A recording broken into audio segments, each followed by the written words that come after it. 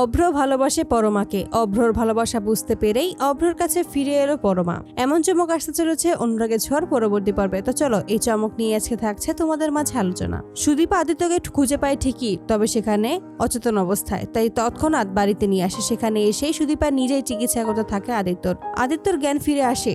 এতে করে সকলেই খুশি হয়ে যায়। বড়মা সুদীপাকে বলে, শুধুমাত্র আজকে আদিত্যর এই অবস্থার জন্য তুমি দায়ী। তখনই আদিত্য জানায় যে ওনার কোনো দোষ নেই, ওনাকে তোমরা কেউ কিছুই বলো না, উনি কিছুই করেনি। আমি আমার একটা কাজের জন্যই বাইরে গিয়েছিলাম আর সেখানেই এই অ্যাক্সিডেন্টটা ঘটে, এতে করে ওনার কোনো হাত নেই। অপরদিকে পরমা যখনই জানতে পারে যে আদিত্যর অ্যাক্সিডেন্ট হয়েছে, তখনই পরমা চৌধুরী বাড়িতে ফিরে আসে। তবে চৌধুরী বাড়িতে আদিত্যর কথা শুনে আসলেও অভ্রকে দেখেই কেন যেন পরমার খুব খারাপ লাগে। এই লোকটাকে ছেড়ে তার থাকতে ইচ্ছে করে না। তখনই আদিত্যকে দেখতে আসে পরমা। আদিত্য কেমন আছে জানতে চেয়ে অভ্রর কাছে চলে যায়। অপরদিকে অভ্র ঘরে বসে বসে একা ভাবে যে পরমা নিশ্চয়ই আদিত্যর জন্য এসেছে, আদিত্যকে ভালোবাসে তো, তাই আদিত্যর কথা শুনেই চলে এসেছে আদিত্যকে দেখতে। ওকে কোনোদিনও আমার ভালোবাসাটা বুঝতে পারবে না, আমি যে ওকে সত্যিই খুব ভালোবেসে ফিরেছি। এই সমস্ত কথাই পরমা শুনতে পায় আর এবার সিদ্ধান্ত নেয় যে এবার সে অভ্রকে আর কষ্ট দেবে না। অভ্র সত্যিই খুব ভালো, তাই এবার সিদ্ধান্ত নেয় সে তাদের জীবনে একটা সুযোগ দেবে, তাদের সংসারে একটা সুযোগ দেবে। নিশ্চয়ই তারা সুখী হতে পারবে।